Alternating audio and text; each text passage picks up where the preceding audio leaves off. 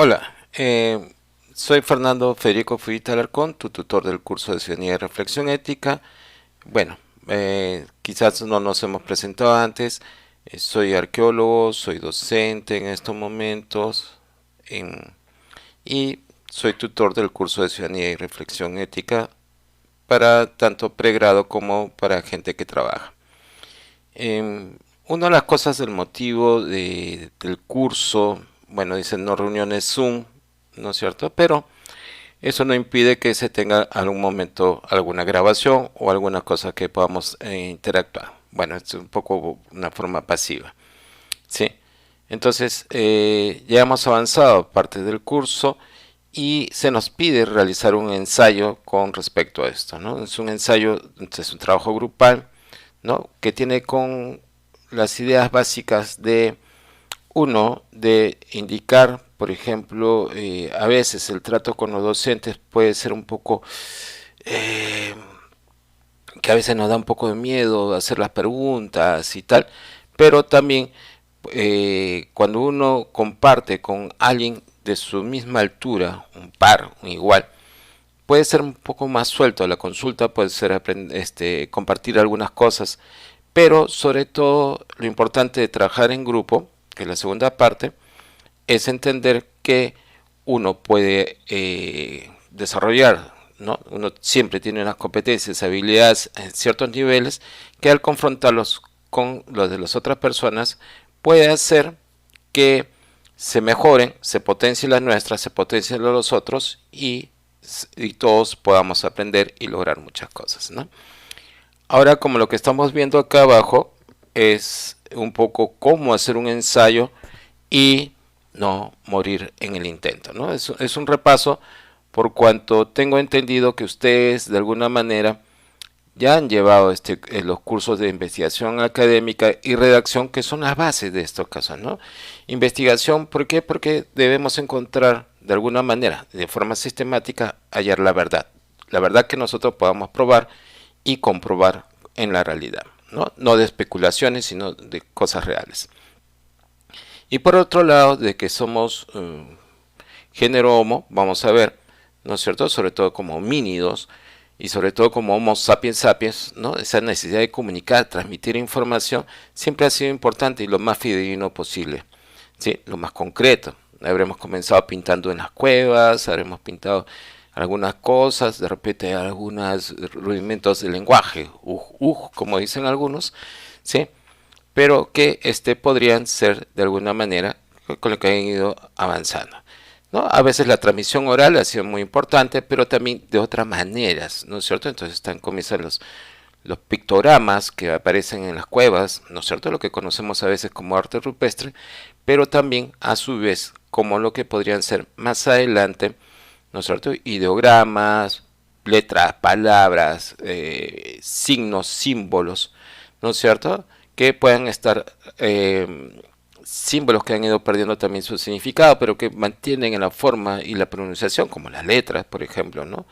La cabeza que se convierte en la cabeza de una res, de una vaca, que se termina siendo la A que usamos nosotros, por ejemplo, en el alfabeto eurocentrista, ¿sí? De esta manera.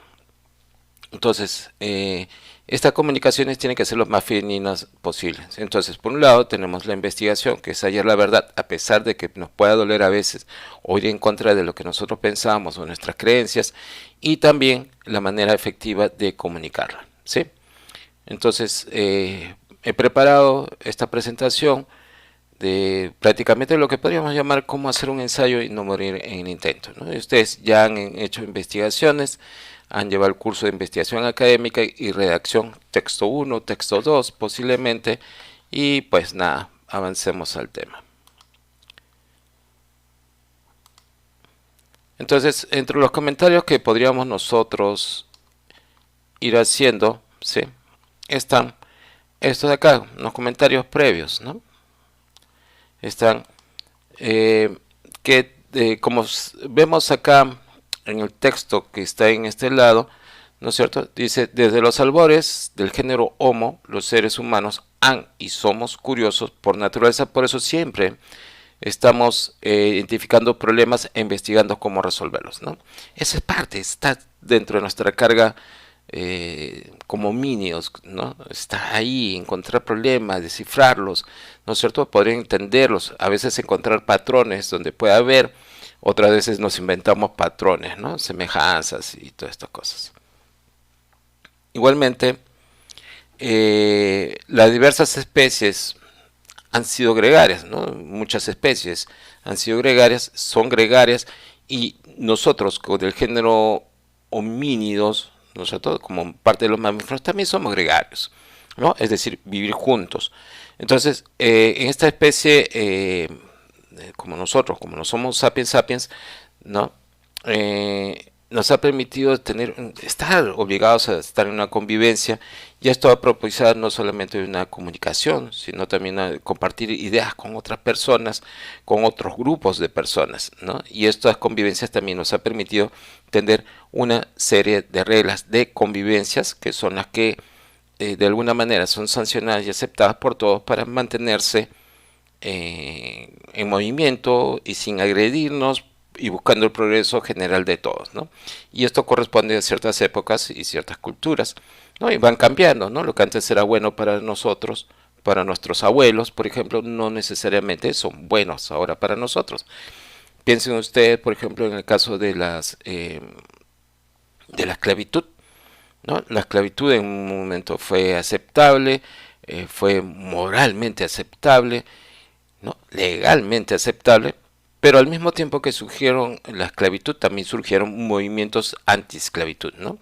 Cuando esa persona reflexionó acerca de esa entidad que se parece a ti, de repente no en el color, pero sí tiene igual que tú dos ojos, que también tiene dos brazos, dos piernas, que tiene que cuando se chanca, se machuca el dedo pulgar de la mano izquierda, le duele, ¿no es cierto? Si se corta, ¿no es cierto? De repente al afeitarse se corta, sangra igual y tiene el mismo color de sangre que tú, y que por lo tanto puede pensar y piensa igual que tú, ¿no es cierto? Igual, entonces no hay diferencias, entonces todos somos seres humanos y tal, ¿no es cierto?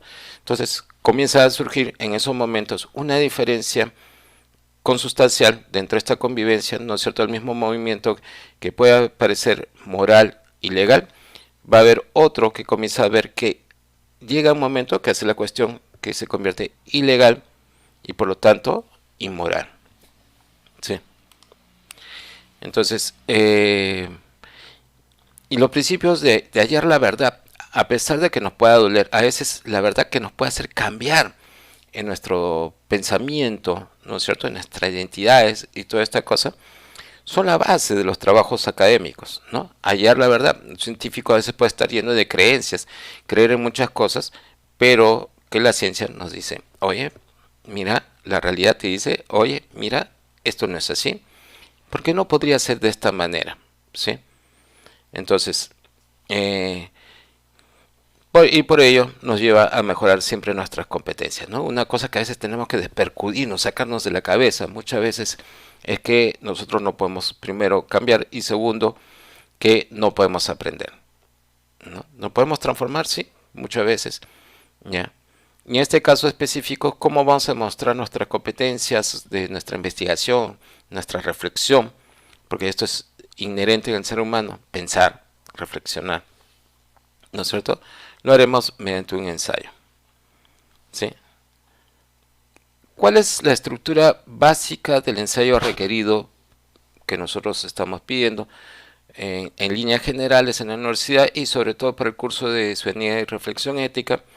Es una introducción, ¿sí?, donde vamos a hacer la presentación del tema y la interrogante de la investigación, ¿no?, de nuestra pesquisa, ¿no? Luego vamos a tener dos argumentos, ¿no? Cada argumento contiene una idea principal que es sostenida por ideas secundarias y a su vez por ideas terciarias, ¿no es cierto? Los datos, la información, ¿no? Entonces tenemos 1, 2, 3, el 4 serán las conclusiones, ¿no?, que es una breve resumen de cada uno de los argumentos planteados y la respuesta a la pregunta de investigación que nos hemos planteado, ¿no es cierto? Ese adelanto, ¿no? Entonces, esa posición es una validación de la postura que nosotros vamos a tener, ¿ya? Y luego están las referencias a las que nos estamos remitiendo, ¿no es cierto? Lo que hemos consultado para hacer, no solamente lo que nos han presentado en el curso, en los resúmenes y tal, sino lo que podemos tener mucho más, ¿ya? Entonces, son los materiales consultados y dispuestos en el sistema de referencia indicado para el curso. En este caso, para el curso de Ciudadanía y Reflexión Ética, ¿no es cierto? Ciudadanía y Reflexión Ética, CIRE para los amigos, ¿no es cierto? Vamos a tener las normas APA, de la que nos plantea la UTP, a través de las normas APA de la sexta edición, ¿no? Una de las referencias es de la Universidad Javeriana, ¿no? Y que probablemente tú ya lo tengas a la mano, en el caso que seas estudiante mío, ¿no es cierto?, con el que compartimos espacio virtual, ya tengas el modelo a la mano. Entonces, en la propuesta de trabajo que estamos viendo acá, ¿sí?, vamos a ver que la idea de cómo podemos proceder en este trabajo está señalado, como vemos en la parte de arriba, ¿sí? Es una... A ver, se nos ha... Bueno, ya está. Generar una propuesta pregunta, y esta propuesta puede ser elaborada, es como una lluvia de ideas que se lo puede generar entre el equipo de trabajo, ¿sí?, diversas preguntas, y luego escoger la mejor de ellas, la que podamos buscar mayor cantidad de información. Entonces escogeremos una de ellas, toda esta lluvia de ideas, de propuestas, ¿no es cierto? Escogeremos una de ellas para desarrollarlas, ¿sí? Igualmente, nosotros vamos a ver que podemos, de repente, nos podría ayudar a desarrollar un esquema de trabajo como el que estamos mencionando acá, ¿no? Y este esquema nos podría guiar para un mejor desarrollo de nuestro discurso al planificarlo. Igualmente, como tercera recomendación, nuestra propuesta de trabajo es redactar y consultar todo, ¿no es cierto? Vamos a redactar, vamos a comenzar a escribir, todas estas cosas, y vamos a ver que se recomienda citas textuales y también las contextuales, ¿no? Las contextuales o de paráfrasis también, ¿no? Y estas nos van a servir para reforzar nuestras ideas. Acuérdense que son para reforzar nuestras ideas, ¿no? Lo que tengamos acá. Pero estas ideas están referidas a, no de otros, sino de nosotros, que vamos a usar las ideas de las otras personas, de los otros investigadores, para apuntalar nuestras ideas. Como cuarta recomendación, ¿sí?, esta es la revisión del trabajo, ¿ya? Entonces, antes de entregar el trabajo, y a veces sucede esto, debemos asegurarnos que la redacción sea lo más coherente posible, por ejemplo, los tiempos, los géneros, ¿no es cierto? Si la ortografía es la correcta, ¿no? Revisar si las citas y las referencias están ordenadas en el sistema, ¿sí?, ¿no? Las referencias APA, ¿no? Nos dicen el apellido, ¿no es cierto? Coma, el año, coma y el número de página, ¿verdad? Y las referencias bibliográficas completas, cómo se deben entregar y todas las cosas. Revisa el manual antes de entregarlo, por favor. Y luego enviar el trabajo al enlace señalado por el docente, ¿no? En este caso, nosotros estamos usando un LMS, que es el Canvas, y a través del Canvas, en la sección de la tarea correspondiente, ¿no es cierto? Y hay que acordarnos que hay una fecha y hora límite para ello, así como unas notas, que en nuestro caso, en el sistema peruano, va del 0 al 20.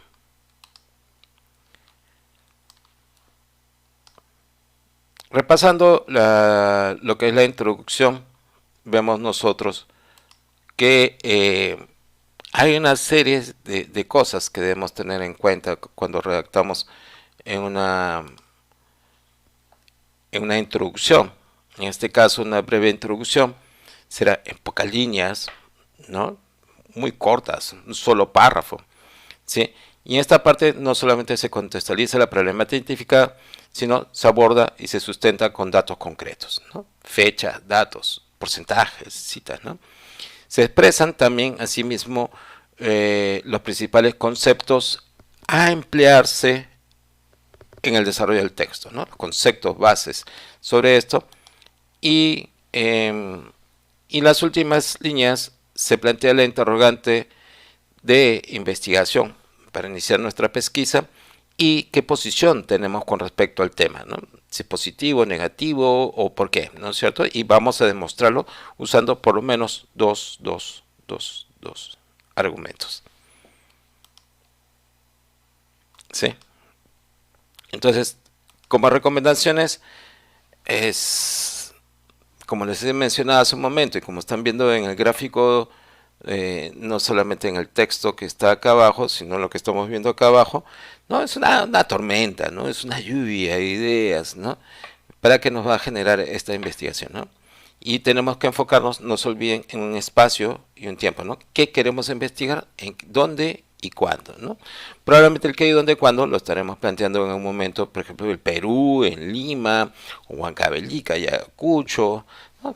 Ustedes ya lo van a definir, ¿no? El tiempo, si los últimos 5 años, 10 años, ¿no? O cómo se avisora, ¿no es cierto?, una proyección, por ejemplo, de los próximos 5 años, ¿no? El próximo lustro, ¿no? Y luego de tener todas estas ideas, tener todo este conjunto de ideas y haber seleccionado, buscaremos una de ellas, la que mejor nos puede ayudar a argumentar, ¿no? Entonces, y comenzar, de hecho, a comentar, generar las argumentaciones para sustentar la postura del grupo, ¿no? La cual es un trabajo grupal. ¿Ya? Y consulta siempre, yo le llamo fuentes SAE, ¿sí? Como la que estamos indicando acá abajo, ¿no es cierto? Que son para mí, los recursos mnemotécnicos están van a ver que están muy metidos en mí. Los recursos mnemotécnicos como SAE, fuentes SAE. ¿Qué fuente SAE? Secundario, ¿no es cierto? Académico y especializado. ¿Por qué tiene que ser fuentes secundarias? Porque normalmente estamos llenos de producción primaria, acuérdate, ¿no es cierto? En nuestro entorno, todo lo que nosotros hacemos son datos primarios, fuentes primarias, un diario, un texto, una noticia en un periódico, ¿sí? Una grabación, una entrevista, son fuentes primarias. Entonces, cuando está sistematizada, procesada para otros y para que puedan ser entendibles por otros, estas fuentes se convierten en secundarias, ¿no? Nosotros vamos a elaborar un ensayo y este ensayo probablemente se podría convertir en un insumo, una fuente secundaria para otros, porque lo habremos interpretado y los datos, ¿sí? Entonces, la interpretación de los datos en este caso corre como fuente secundaria, ¿no? La elaboración o la identificación de fuentes primarias, de los datos, normalmente lo hacen los especialistas. Académicos son académicos porque están siendo elaborados por académicos, o sea, alguien que esté en la academia, en el ámbito científico, en la universidad, por ejemplo, ¿no es cierto? Pregrado, grado, posgrado, ¿sí? Entonces, ¿qué podría ser? Y en el ámbito académico, en el espacio académico, ¿sí? Que puede ser un centro de investigación, como la universidad, nuestra casa de estudios, o un ministerio, que podría ser también, ¿sí? Pero básicamente en los contextos académicos, y cuando me refiero a académicos también son científicos, ¿no es cierto? Son sinónimos, ¿no? En el ámbito científico académico, ¿sí? Y en este ámbito uno puede observar algo muy concreto. No solamente está siendo elaborados por académicos, sino en el ámbito académico, así como para la academia. Es decir, no estamos haciendo divulgación del conocimiento en estos momentos, sino que estamos preparando documentos para, por ejemplo, para nuestros docentes, para los que son los que están investigando en el curso, ¿sí?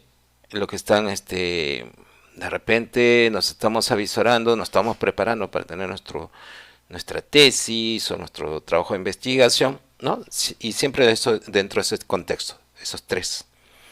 En la academia, por académicos y para académicos, ¿sí? Entonces, y especializados, sí, también. Por ejemplo, yo puedo hacer un trabajo sobre, qué sé yo, Six Sigma, ¿no es cierto? o un estudio sobre el positivismo en las normas, en las leyes peruanas, ¿sí? Pero ¿soy el especialista? Bueno, soy académico, sí, puedo procesarlo, sí, eh, ¿lo puedo hacer bien? Sí, quizás, ¿no?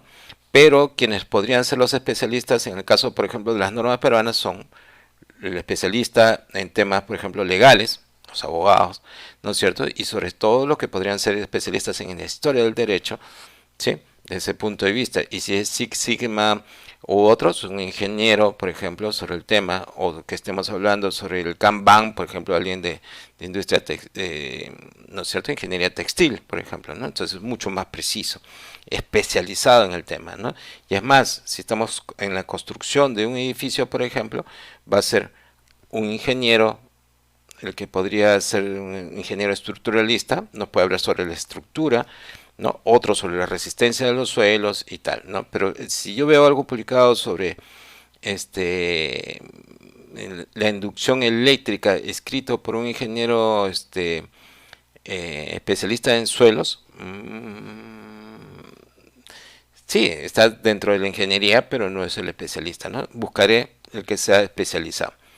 Entonces, como los insumos que nosotros consumimos, por ejemplo, o para que preparar, qué sé yo, uno de los tantos platos de potajes deliciosos que tiene nuestra patria, el Perú, nosotros, nuestra patria chica, el Perú, hay muchos insumos, ¿no es cierto? Pero todos son de la misma calidad. No, pues, ¿no es cierto? Entonces tenemos que buscar, de acuerdo a lo que nuestros recursos, los más seguros, los más sanos y lo mejorcito que podamos encontrar y de acuerdo a nuestros recursos y tal cosa, ¿no? Entonces, fuentes, siempre, siempre fuentes secundarias. ¿Qué no son fuentes secundarias que a veces cometemos el error? Ah, de noticias, ¿no? Una noticia me puede servir para un epígrafe, ¿no es cierto? Para iniciar un discurso, como una anécdota, pero no es una fuente secundaria académica especializada, ¿no? Una revista de divulgación no lo es, una revista de investigación sí lo es, qué sé yo, pues el diario que leemos todos los días o que por lo menos vemos la portada o fingimos ver la portada, ¿no?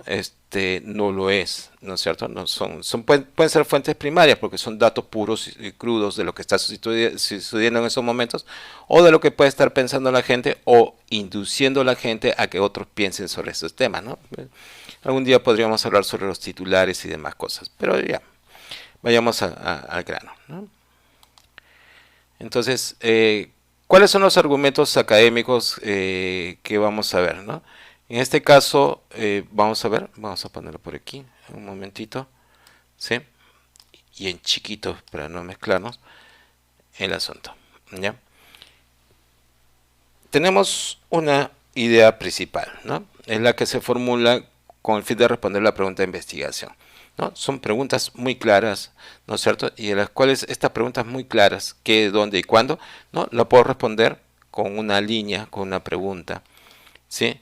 Y esto va a estar soportada, esta idea principal, con la que normalmente yo arranco el párrafo y toda esta cosa, y se emplean, estas ideas secundarias se emplean para sustentar las ideas principales, y de cada idea secundaria a su vez tendrá soportes para dar sustento a cada una de ellas, ¿no? Es como una estructura, es como construir un edificio, ¿no es cierto? Yo necesito que mi idea principal tenga los mejores cimientos, entonces busco que estas ideas secundarias sean lo mejor que hay.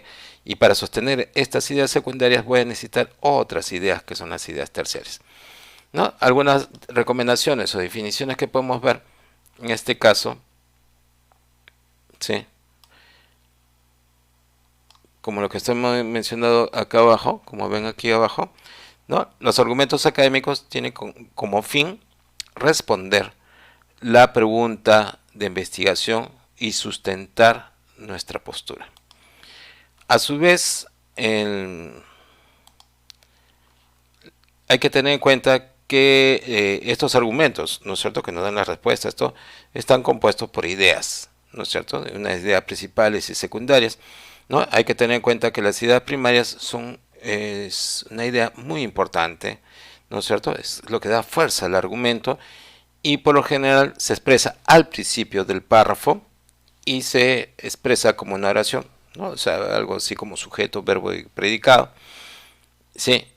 En cambio, las ideas secundarias nos sirven, como vemos acá abajo, para detallar o explicar una idea principal y pueden ser una o dos ideas por cada una de las ideas primarias, ¿no?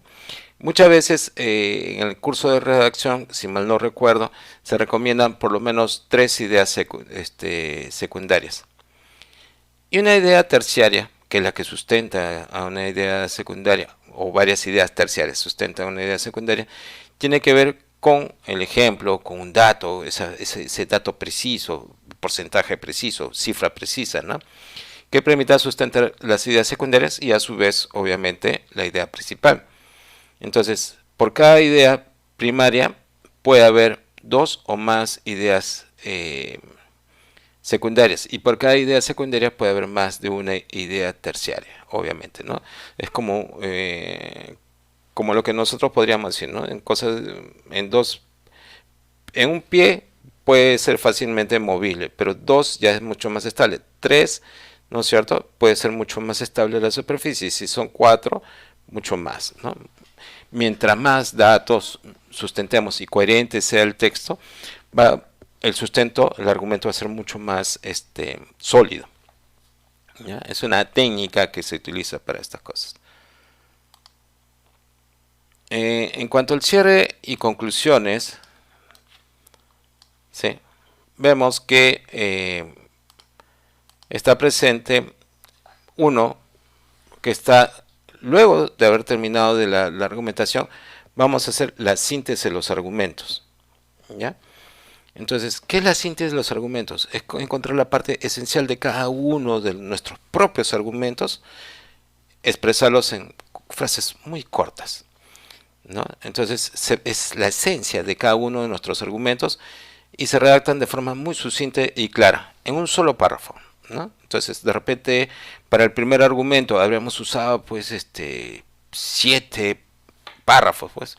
Bueno, lo reducimos en un párrafo muy pequeño, muy corto, ¿ya? Entonces, el primer argumento, el segundo argumento van a estar sustentados en esta síntesis muy orgánica. Hay que acordarnos de química, la síntesis, la esencia, ¿no es cierto? Y luego viene la validación de la postura. A veces nos daremos cuenta que lo que hemos planteado inicialmente no es correcto, ¿no? Y diremos que nos hemos equivocado y diremos por qué, ¿no? Y si estamos bien, diremos por qué, porque hemos revalidado nuestra postura o lo hemos rectificado, ¿no? En ambos casos, ¿no? En ciencia, en el ámbito académico, no siempre se gana, ¿ya? Es como la vida real, ¿no? A veces se pierde, ¿no? Y a veces, y lo importante es explicar por qué se gana o por qué se pierde, ¿no? Porque esos son aportes a la ciencia, ¿no? Entonces, tal como vemos abajo, ¿no es cierto? Dice, de acuerdo a las evidencias concretas, ¿no es cierto? Y al desarrollo de la pesquisa, y teniendo a la vista la pregunta de investigación que nos hemos puesto inicialmente, ratificaremos o rectificaremos nuestra postura. Las referencias. La primera referencia hay que tener en cuenta que hay que respetarla, ¿no? Si nos recomiendan el formato APA, pues APA. Si es Vancouver, Vancouver. Pues si es IEEE o IEEE para los amigos, ¿no? O ISO, por favor, no hagamos una mezcla, no hagamos híbridos sobre estos temas, ¿no? O sea, si es APA, APA, ¿no? Acá no hay mezclas, acá en este caso no hay variantes, ni variables, ni toda esta cosa, ¿no? Si es APA, normas APA. Si no dicen IEEE, IEEE. Si no dicen Vancouver, Vancouver, por ejemplo, que es mucho para lo que es medicinas, ámbitos académicos, pero que son, por ejemplo, ¿cómo se llama? Psicología, creo que si me recuerdo. No, psicología usa APA, ¿no? Pero lo que son de medicina, por ejemplo, usan mucho lo que es Vancouver, ¿sí? Pero no lo mezclemos, pues no hagamos híbridos que no se entiendan, ¿no? Entonces, y si es, por ejemplo, algunas versiones tienen su propio conocimiento, entonces sus propias expresiones. No es lo mismo APA en tercera edición, cuarta edición, quinta edición, con la sexta, ni siquiera con la séptima. Tiene algunas pequeñas diferencias con la séptima, que ya se comienza a usar y que probablemente próximamente nuestra casa de estudios lo utilice. En nuestro caso, muchos de ustedes ya tienen el adelanto de lo que va a ser la APA la séptima versión, que se encuentra también en sus módulos. Luego, en las referencias, ¿no? Que pueden ser las bibliográficas, ¿no? De las consultas que estamos revisando, de los artículos, de otros ensayos, capítulos de libros, ¿sí? Tienen su forma de expresarse, ¿no es cierto? Que está dentro del manual de las normas APA, y también sobre todo el orden de presentación, ¿no? Este orden facilita no solamente la lectura para ustedes, la redacción, sino también para los posibles lectores. No solamente vamos a hacer nosotros, sino en algún momento otras personas puedan tener acceso a estos documentos. Entonces, por eso siempre se ponga ese orden, ¿no? Si es APA, como se mencionaba, ¿no? Fuese cual fuese su versión, siempre, por ejemplo, en el caso de APA, siempre será en orden alfabético, ¿no? De acuerdo a cómo lo presentan los autores, porque a veces hay un autor principal y el resto es parte del equipo de una investigación, ¿sí? Normalmente se coloca primero el que es ¿no es cierto? También pueden haberse ordenado en forma alfabética, ¿ya? Pero siempre, por lo general, es en orden alfabético y tal como ellos lo presentan, ¿ya? Entonces, muchas veces eso, ¿no? Tres, ¿no es cierto? Tercer punto son los autores, ¿sí? El apellido de los autores, ¿no? Los apellidos principales, por generalmente son los maternos, ¿no es cierto? Y se escriben en el orden que se ha presentado en la publicación, en la que estamos revisando. Y hay que tener cuidado, por ejemplo, en algunas normas, sobre todo lo que son normas APA. En el Perú vemos que sí, en España y en Colombia, por ejemplo, hemos estado observando que están utilizando el apellido paterno y materno. Y en medio de ellos un guión, como si fuese un apellido compuesto. Hay que tener mucho cuidado con eso, ¿no? Para el sistema APA, la versión que nosotros usamos, solamente va un apellido. Entonces tenemos que diferenciar si es apellido paterno y materno unidos por un guión, o si es un apellido compuesto, el apellido paterno, ¿ya? Entonces hay que tener mucho cuidado, porque eso también son cosas que se toman en cuenta cuando se revisa un ensayo, un artículo, una tesis o un trabajo de investigación. Entonces, repasando la estructura del ensayo requerido, vemos que hay una introducción, que es la presentación del tema, la interrogante de investigación, así como la postura, el argumento académico, ¿no es cierto? Que ya vemos que son una idea principal, unas ideas secundarias e ideas terciarias, ¿no es cierto? Que mínimo se nos piden 2 argumentos, y las conclusiones, y para cerrar todas estas cosas, las referencias que nosotros hemos usado, ¿sí? Entonces, esto ha sido por el momento cómo hacer un ensayo y no morir en el intento, ¿no? Y muchas gracias y espero que seas feliz, ¿no es cierto? Es lo que te deseo de todo corazón, es parte de mi discurso, ¿sí? Que sean muy felices, ¿sí? Con respecto a ello, ¿no? Entonces, nuevamente te agradezco tu paciencia hasta este momento y soy Fernando Federico Fujita Alarcón, ¿no es cierto? Y que vamos avanzando en este curso de ciudadanía y reflexión ética y otros que te puedan servir probablemente, ¿no? Más adelante, ¿sí? Entonces vamos a tomar notas sobre esto, y es como si fuese un repaso, ¿no? Entonces no se puede hacer a veces reuniones Zoom porque de acuerdo a las revisiones y las recomendaciones de los docentes es que si fuese esto totalmente con Zoom podríamos haberlo solucionado, pero como dices no es Zoom y a tu ritmo te lo dejo por acá y lo vemos. Entonces cualquier cosa me puedes enviar a mis comentarios, tanto a fernandofederico.gmail.com o al correo institucional c15140 arroba utp.edu.pe, ¿no es cierto? Y la C de colaborador.